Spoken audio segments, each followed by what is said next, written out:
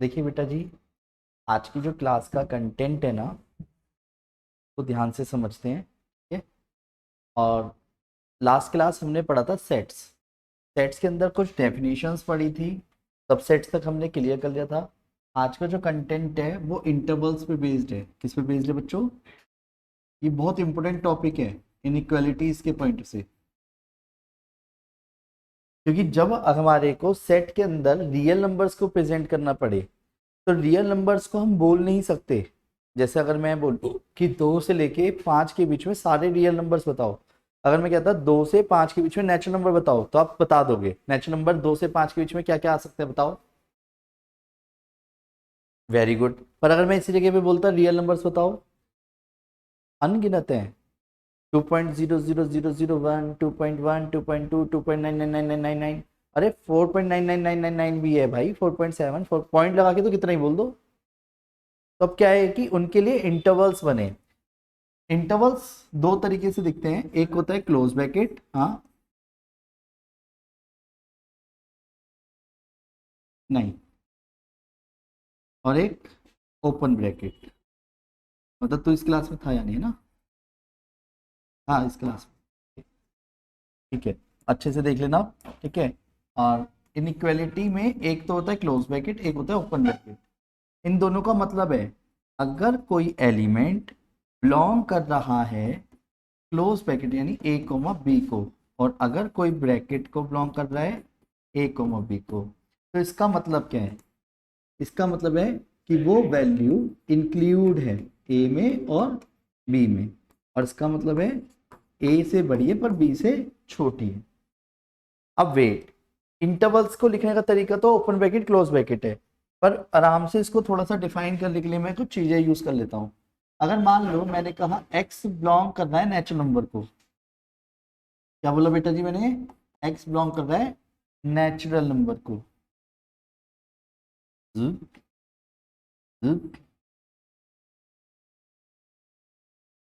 Done.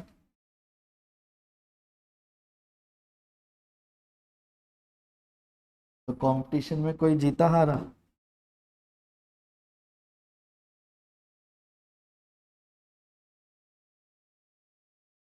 अभी बताता हूँ। X belongs to real numbers, इधर देखिए जरा, X belongs to real numbers और X belongs to real numbers. पर वेट, मेरे लिखने के तरीके को देखना, है तो तीनों रियल नंबर हेडिंग में, पर अभी मैं बता रहा हूँ पहले इनइक्वालिटीज। इन इक्वालिटीज, ठीक है। इनइक्वालिटी फॉर्मेट से सभी आंसर करना आराम आराम से, बहुत इंपॉर्टेंट टॉपिक है। अगर x की वैल्यू बिलोंग कर रही है 2 से लेके 5 के बीच में, इसका मतलब क्या है? नेचुरल नंबर बताओ आंसर। यानी यहाँ तो मैंने सेट के रूप में आंसर देना है नेचुरल नंबर।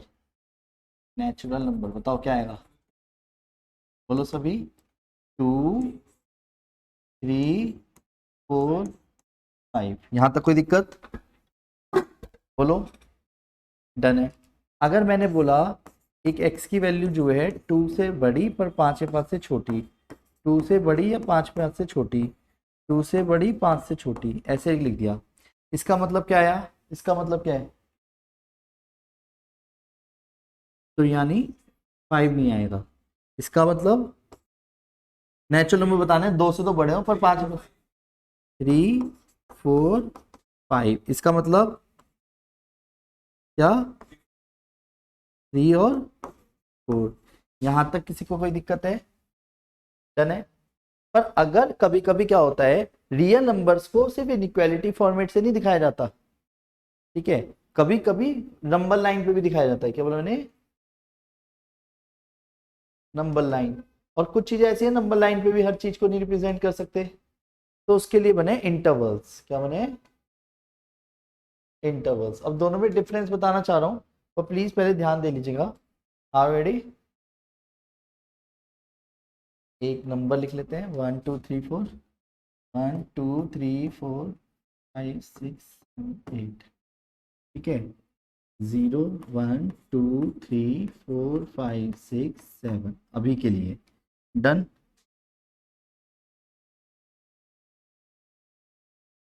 एक, दो,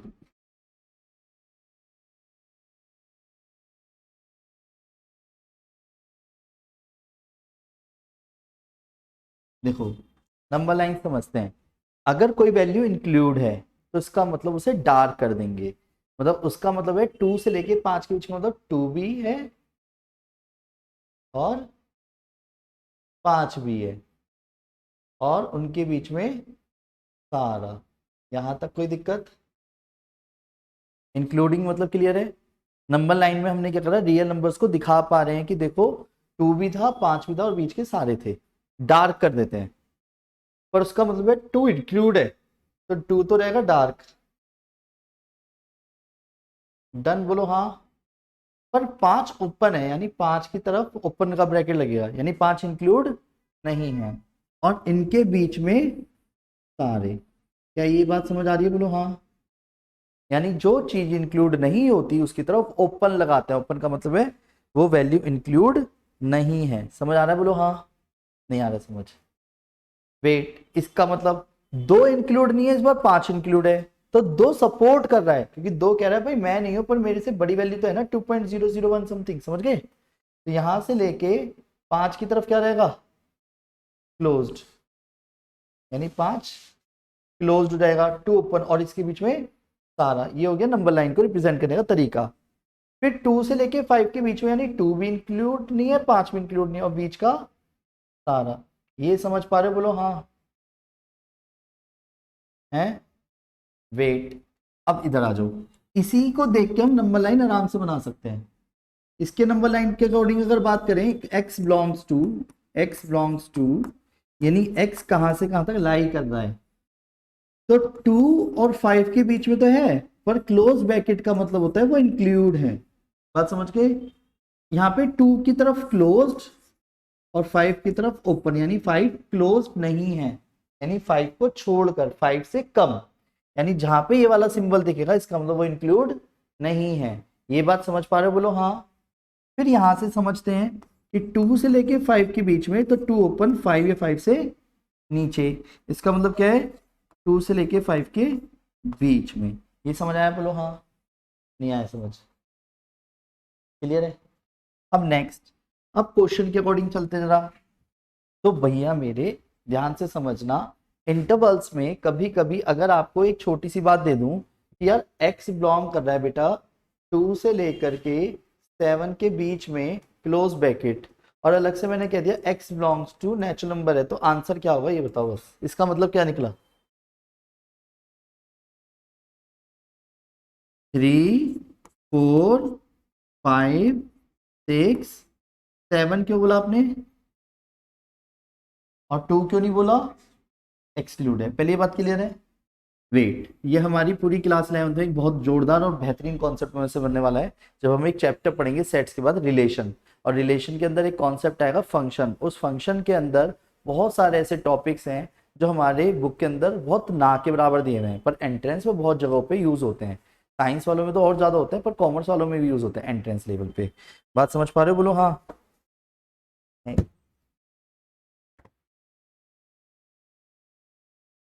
करें बेटा? बोलो हाँ। रेडी? All the best. छुट्टी भी करनी है ना? चलिए करते हैं जल्दी, एक्स्ट्रा टाइम देके, ठीक है। वो तो बेसिक तो ही गया था, फॉर्मूले बताने हैं। नेक्स्ट, यहाँ तक क्लियर है बेटा? बोलो हाँ। अब वेट, एक कॉन्सेप्ट था लास्ट क्लास, सबसेट्स, याद है आपको? क्या बताया था सबसेट्स के अंदर? बहुत देसी लैंग्वेज का यूज किया था मैंने। A is a subset of B, यानी ए के सभी एलिमेंट बी में होते हैं। पर वेट, अगर ए बी के बराबर नहीं है, जरा समझना, बराबर हो सकता है पर मैं कह रहा हूं ए बी के बराबर नहीं है, तभी इन दोनों को एक नाम दिया जाएगा। बराबर नहीं है तो यानी ए छोटा ही है, ए के सारे एलिमेंट बी में, तो बी में एक्स्ट्रा ही है, और जिसमें एक्स्ट्रा होगा तो उसको नाम दिया गया सुपर। क्या नाम दिया गया? सुपर। और इसको नाम दिया गया प्रॉपर। तो प्रॉपर सबसेट कौन कहलाएगा? ए। सुपर कौन कहलाएगा? बी। पर वेट, एक चीज समझते हैं, एक सेट है सपोज, सबसेट का मतलब मैं एक बार और क्लियर कर देता हूँ जो आज की क्लास में पहली बार ज्वाइन हुए, 1 2 3, और एक बी सेट है 1 2 3 4 5। तो ए के सारे एलिमेंट क्या बी में है? तो इसी को बोलते हैं A is a subset of B. अगर मान लो इसके अंदर 3 नहीं होता तो A is not a subset of B. Clear है? क्योंकि 3 इसके अंदर नहीं दिख रहा, चाहे वो कितना ही बड़ा क्यों ना हो। पॉइंट आता है सबसेट के अकॉर्डिंग, कॉन्सेप्ट ये कहता है ए के सभी एलिमेंट बी के अंदर होने चाहिए, चाहे वो बराबर ही क्यों ना हो। क्लियर है? तभी A is a subset of B कहलाएगा। डन। अब वेट, एक क्वेश्चन आता है जिसे हम बोलते हैं पावर सेट। क्या बोलते हैं? पहले उसे क्लियर करते हैं एक एक नंबर के पॉइंट से। तो ध्यान से समझना, अगर मान लो एक सेट है ए, उस सेट के अंदर कुछ एलिमेंट्स लिखते हैं, जैसे मैंने बोला ए सेट के अंदर कुछ एलिमेंट्स हैं पावर सेट। पहले वर्ड समझते हैं पावर सेट, वर्ड को क्लियर कर देता हूँ थोड़ा अच्छे से। बोला क्या मैंने? Power set. पावर, इसका मतलब क्या है? पहले तो डिनोट करते हैं पी ए से, और जिसका मतलब पता है क्या है? एक सेट के, दिए गए सेट के सभी सबसेट्स, मतलब इसके जितने बेटे होंगे उन सब का भी एक सेट बना देंगे। क्या? सभी सेट, सभी पॉसिबल सबसेट्स का भी एक सेट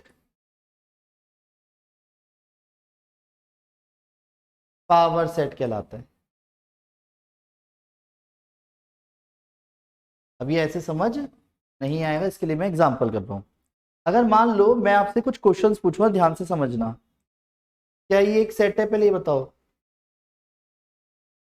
उसके अंदर एलिमेंट कौन है? तो ये जो सेट है, क्या ये सेट इसका सबसेट है?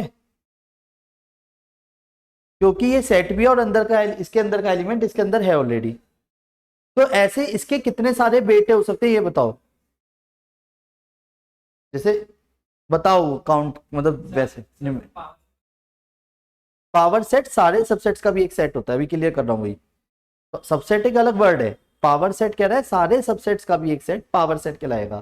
ध्यान से समझना। जैसे 1 है, अगला क्या हो गया?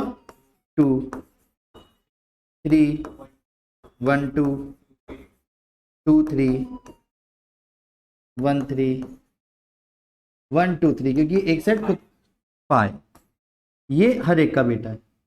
और अब वेट, ध्यान समझियो, सब टॉप पावर सेट क्या है? ये एक ब्रेसिस बनाया और उसके बाहर एक ब्रेसिस बनाया, यानी सारे सबसेट्स का भी एक सेट क्या कहलाता है? पावर सेट कहलाता है। समझ गए?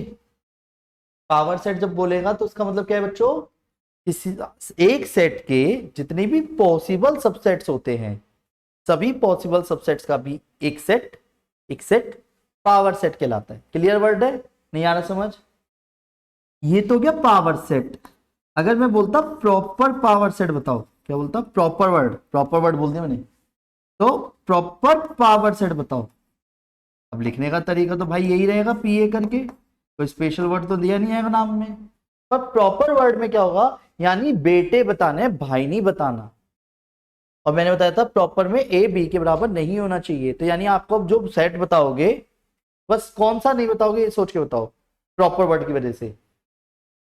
1 2 3 वाला, यानी 5 बताओगे, 1 बताओगे, 2 बताओगे, 3 बताओगे, 1 2 बताओगे, 2 3 बताओगे, 1 3 बताओगे, 1 2 3 नहीं बताएंगे बस।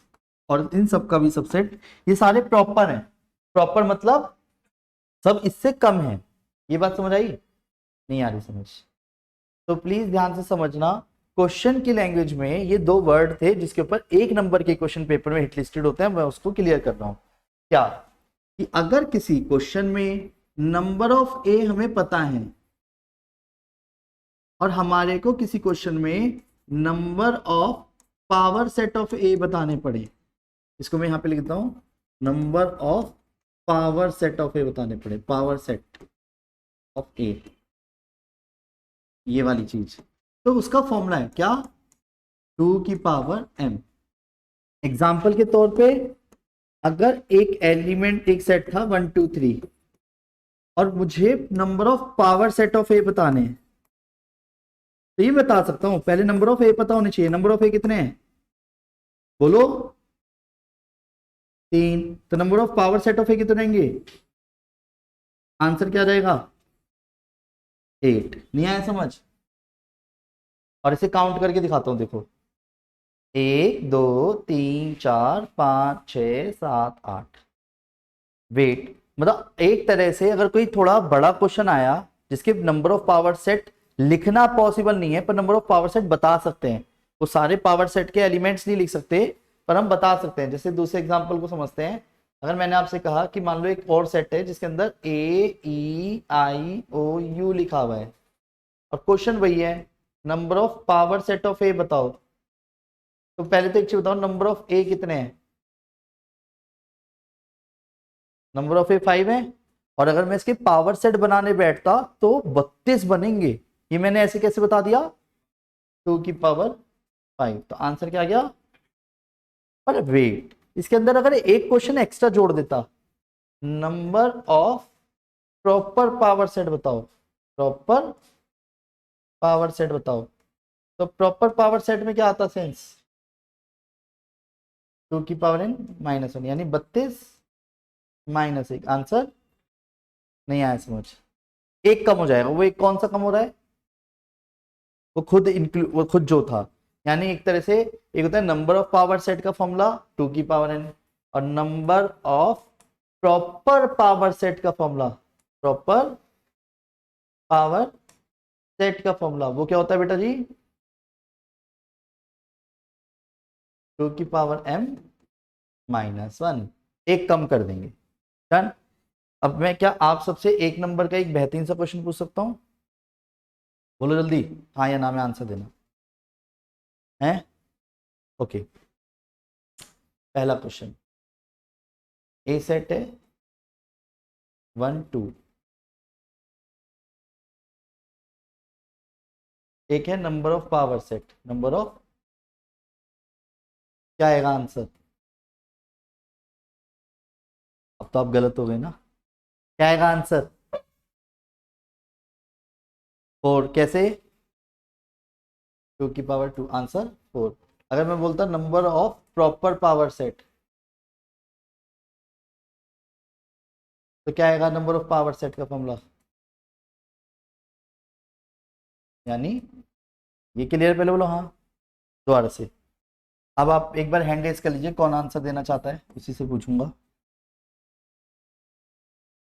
आप में से कौन आंसर देना चाहता है उसी का आंसर दूंगा। वीडियो लेक्चर देख रहे हो ना, मुझे नीचे कमेंट करके बताना कि कौन से मिनट में आपको ये वीडियो पोर्शन दिखाई दे रहा है।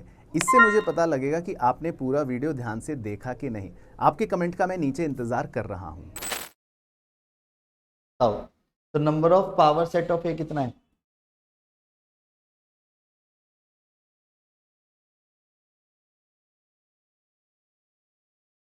वन या टू, 1 या 2। अभी भी 1 की वजह से तेरे सो नहीं आ पाए हैं। अभी वेट, पहले इसके भाई के अकॉर्डिंग थोड़ा सा क्लियर कर देता हूँ।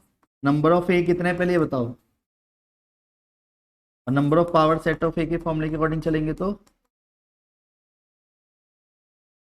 नहीं आया समझ। अभी मैं इधर की बात कर रहा हूँ, समझ लो तो इजी रहेगा आपके लिए समझ। नहीं आया समझ, अभी मैं पावर सेट की बात कर रहा हूँ, नहीं तो मैं स्पेशल केस बोलता number of proper power set बताओ। नहीं आया समझ, नहीं आ रहा ना, चलिए दोबारा से।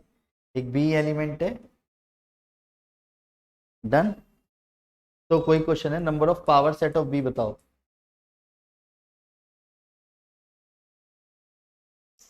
अब यहीं पे जल्दबाजी हो रही है। नंबर ऑफ बी कितने हैं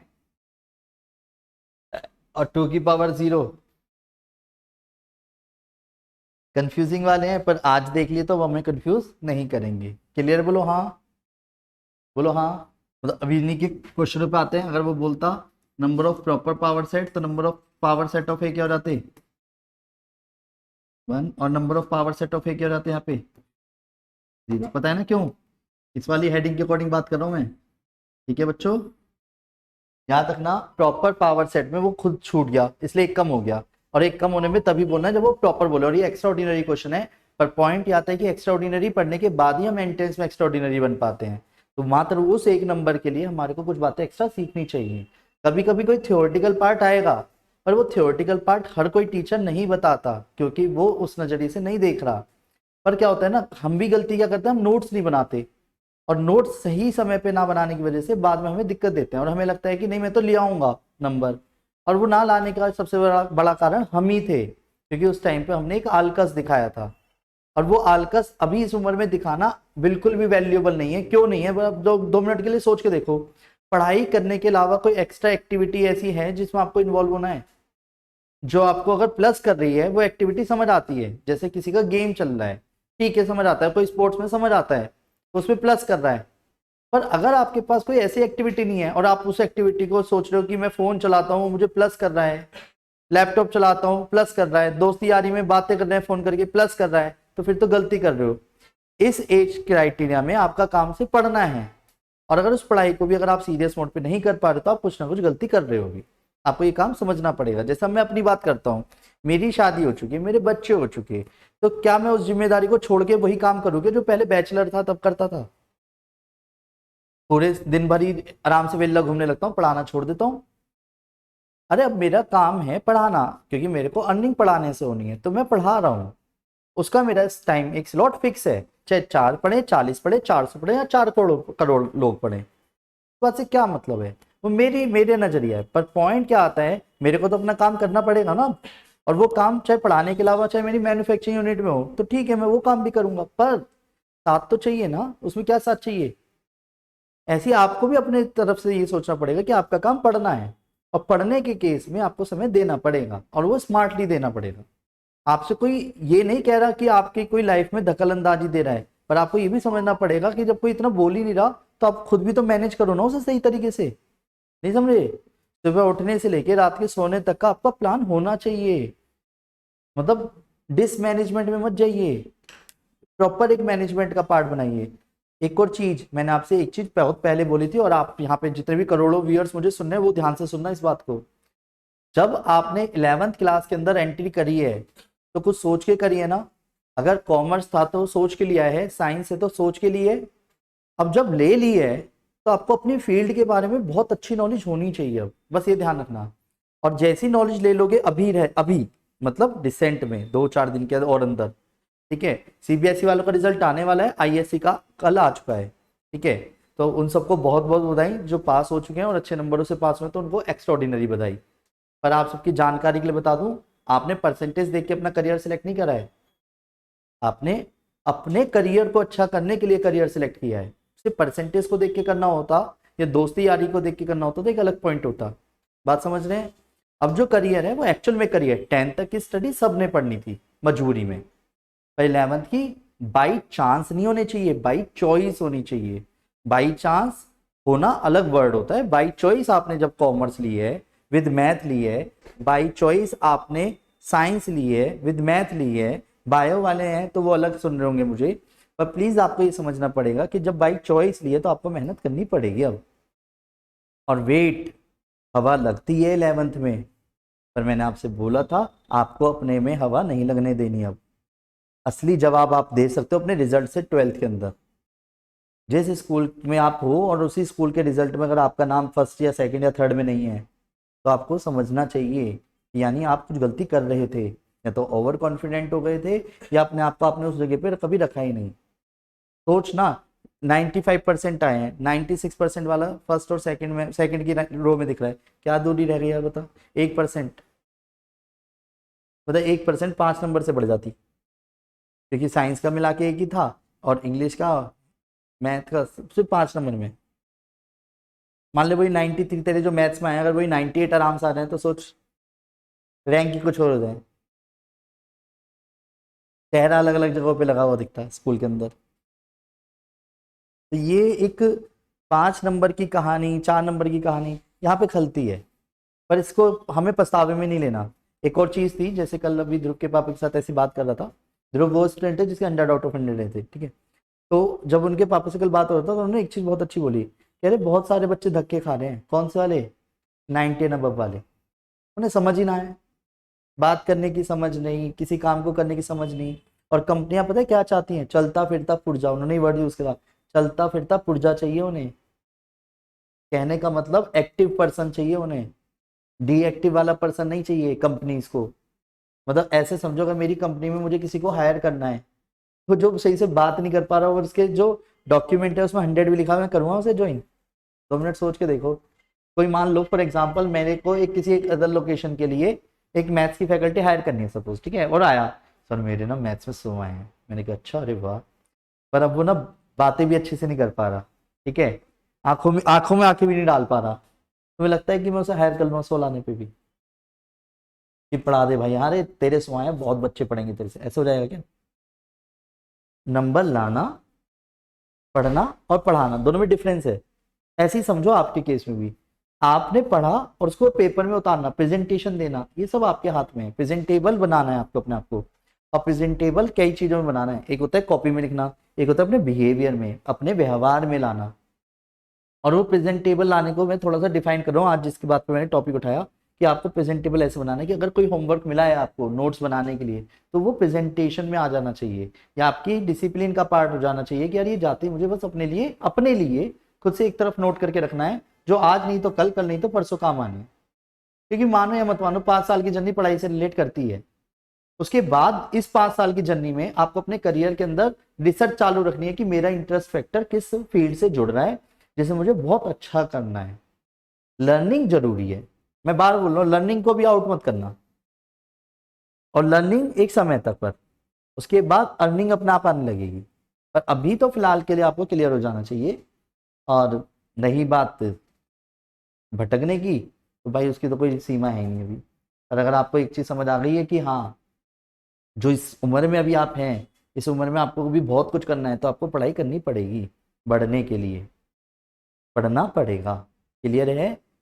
और ये आपके करियर को, आपके बिहेवियर को, आपके व्यवहारिक मतलब कहते हैं ना कि बहुत सारी ऐसी नेचर को डिफाइन करेगा आपकी, मतलब आपके बिहेवियर में दिखने लगेगा वो। और आपके पास मैथ्स होना ये बहुत बड़ी बात होती है, चाहे वो कॉमर्स का हो साइंस का, ये सच है। मैं लिटरली बता रहा हूँ, अगर कोई ह्यूमैनिटी का भी हो ना और उसने मैथ ले रखे तो उसके लिए भी बहुत प्लस पॉइंट है। मतलब आपको ये समझना है बस, ठीक है। ओके, तो आज की क्लास का जो टॉपिक था वो इस पे बेस्ड है, जिसमें अब हम करेंगे ऑपरेशन ऑन सेट्स। वो मैं कभी भी करा सकता हूँ, तो उम्मीद करता हूँ आज की क्लास के कॉन्सेप्ट आपके। हाँ हाँ, एक मिनट, मैं छोटी सी बात और क्लियर करता हूँ। हमेशा याद रखना बच्चों, माइनस इन्फिनिटी और इन्फिनिटी की तरफ हमेशा ओपन ब्रैकेट आता है। ओपन ब्रैकेट किसकी तरफ? ओपन ब्रैकेट हमेशा इनफाइनाइट के साथ आएगा। मतलब हमेशा इनफाइनाइट। जैसे अगर मान के चलो मुझे एक क्वेश्चन है कि x की वैल्यू ग्रेटर देन 3 है, और मैं इक्वल टू के साथ लगा देता हूँ मान लो, तो मैं नंबर लाइन पे पहले 3 लिखता, इन्फिनिटी और माइनस इन्फिनिटी लिखता, 3 के ऊपर क्लोज करता। अब x बड़ा है या छोटा है? बोलो, x बड़ा है या छोटा है? बड़े में आगे की तरफ बड़ा होगा या पीछे की तरफ? हमेशा x को देखते हैं, तो x बड़ा है तो यानी आगे, तो आगे इतना आगे है ना, तो मैं इसको क्लोज नहीं करूंगा। ऐसे लिखने का तरीका होगा x बिलोंग्स टू 3 इन्फिनिटी, 3 की तरफ क्लोज और ये ओपन। ये ध्यान रखना, क्लियर है? बोलो हाँ। नहीं आ रहा समझ? वेट, इसी बात से एक और बात याद आती है, थोड़ा सा ध्यान समझना। मान के चलो अगर x की वैल्यू 3 से छोटी है और 5 से बड़ी है, और उसने कहा आंसर बताओ, एंड करके बोल दिया, ठीक है, ये कंप्लीट आंसर आया। और ये कैसे आया, ये तो जब क्वेश्चन करेंगे तब पता चलेगा। उसका एक छोटा सा पार्ट ले रहा हूँ। तो आपको क्या करना है, मान लो इक्वल टू के साथ लगा देता हूँ, ठीक है। तो आपने क्या करना है, वो सबसे छोटा नंबर और बड़ा नंबर लिखना है पहले। क्लोज है तो क्लोज कर देना है, ओपन है तो ओपन कर देना है। एक्स की वैल्यू 3 या 3 से कम, 3 है तो कम, यानी माइनस इन्फिनिटी तक। मर्ज करके लिखने का तरीका बता रहा हूँ। और इसका मतलब क्या हो गया, 5 से ज्यादा। ये क्लियर है? बोलो हाँ। यानी गैप आ गया, इस गैप को फिल करने का तरीका होता है माइनस इन्फिनिटी से 3 दोनों तरफ ओपन, यूनियन क्या लगाते हैं, यूनियन। और यही क्लास हमारी नेक्स्ट क्लास है अच्छी सी, 5 से लेके इन्फिनिटी के बीच में। क्लियर है, बोलो हाँ। x belongs to, done. यहाँ तक कोई दिक्कत तो नहीं किसी को? आगे समझ बोलो हाँ। तो उम्मीद करता हूँ आज की क्लास के सभी कॉन्सेप्ट्स कॉन्सेप्चुअली क्लियर हो गए होंगे। Take care, bye, Radhe Radhe. Thank you so much इस लेक्चर को पूरा ध्यान से देखने के लिए। आई होप आपको ये पूरा वीडियो लेक्चर बहुत अच्छे से समझ आया होगा। मुझे कमेंट करके ज़रूर बताना कि क्या ये वीडियो लेक्चर आपको अच्छे से समझ आया, और अगर आपके मन में कोई भी डाउट है इस वीडियो के अंदर तो प्लीज़ मुझे कमेंट करना, मैं पूरी कोशिश करूँगा आपके रिप्लाई करने की। हमारे चैनल को सब्सक्राइब ज़रूर कर लेना, और यहाँ पर जो प्लेलिस्ट्स आ रही हैं उन्हें अच्छे से फॉलो करना, इसमें आपकी कंप्लीट प्रिपरेशन हो जाएगी। एंड जाने से पहले हमारे इन सोशल मीडिया अकाउंट्स पर मेरे साथ पर्सनली कनेक्ट हो सकते हो, और मुलाकात करूंगा अब आपसे आपकी नेक्स्ट वीडियो में।